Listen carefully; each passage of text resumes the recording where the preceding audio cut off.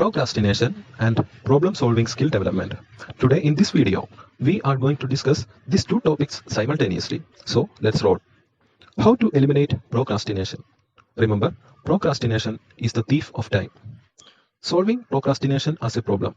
In problem solving, certain steps are to be followed. Identifying the problem, defining the problem, forming a strategy, gathering information, allocating resources, monitoring progress, evaluating results.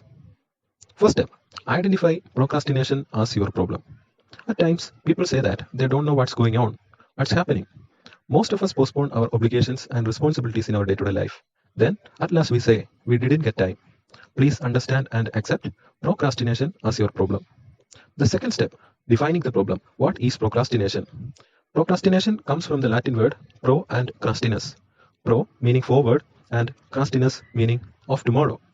So procrastination means putting off doing something, especially out of habitual carelessness or laziness, to postpone or delay needlessly. The third step, the first step is identifying the problem. The second step is defining the problem. Here comes the third step, forming a strategy against procrastination. So how is it? Forgive yourself for procrastinating in the past. That means you have to forget all the past experiences arised due to the procrastination in you. The second one, commit to the task. When you do a task, you have to give your 100% on that. The third one, promise yourself a reward. That may be going for a movie, going out with your friends, whatever it is. Promise yourself a reward. The next step, ask someone to check up on you. That may be your parents, your siblings, your teachers, your friends. Ask someone to check up on you. The next step, act as you go. That means when a problem arises, you have to solve it there itself, or else it will pile up. The next one, rephrase your internal dialogue. This one is very important. What is your internal dialogue? Instead of saying, I have to do this work, I am obliged to do this, I must do it, you have to say what? I choose to do it. I choose to do this. Then you are owning that project, you are owning that subject, then you will be able to effectively do it. The next one, minimize distractions. If possible, you have to keep away all social media connections if you are not being able to control yourself. The next one, aim to eat an elephant beetle first. That means you have to do the hardest thing first.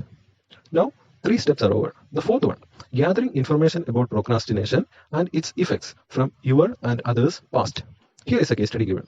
A 15-year-old boy is brought in by his mother. She has a list of his issues. Procrastination, not following thorough after setting a goal, lazy, spend too much time on online, playing electronic games, doesn't like to read, very sensitive, is impatient, and screams. He has also been diagnosed with ulcerative colitis and doesn't always feel well. He tells that when he promises to do it later and then waits till the last minute, he feels horrible, tired, and guilty. What makes it worse? When he procrastinates, he gives up and doesn't believe in himself. That means his self-belief is destroyed. The fifth one, allocating available resources or using scientific techniques. That is the fifth step.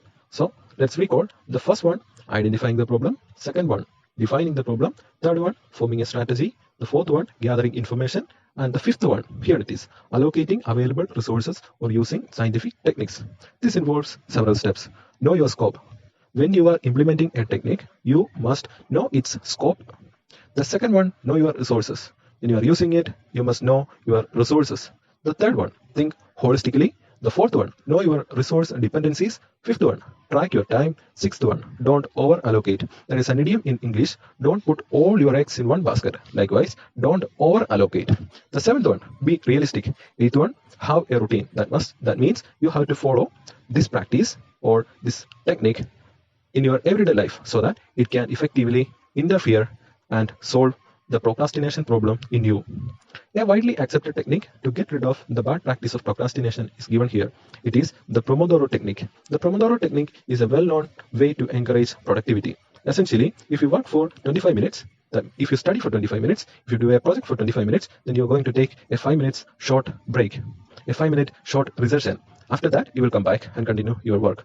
Likewise, you can do any job without this procrastination. You are procrastinating for 5 minutes, not for long hours, not for days, not for years, for just 5 minutes.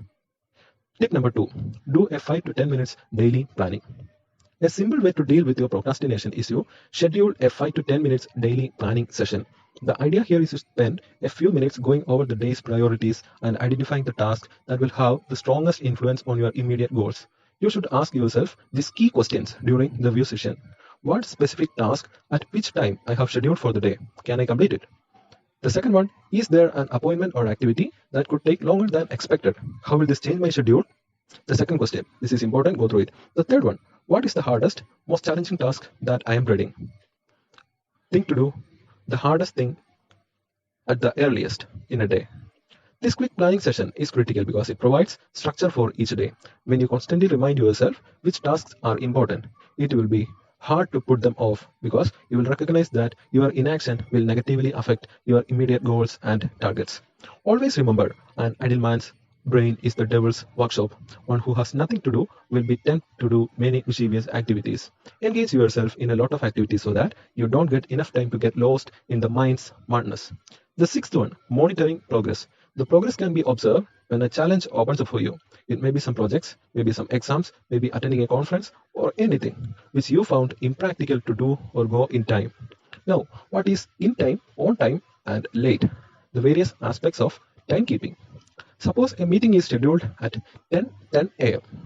In time, if you are in time, you will be there in the hall before 10:09 a.m. On time, you entering the hall in the last 1 minute, that is 10:09 to 10:10, 60 seconds. Late, you getting in the hall after 10:10 a.m. Please note that you are late even if it is only 10:10:01. This is in time, on time, and late concepts. The seventh one, evaluating results. We have passed all the 6 steps, and this is the last one, evaluating results.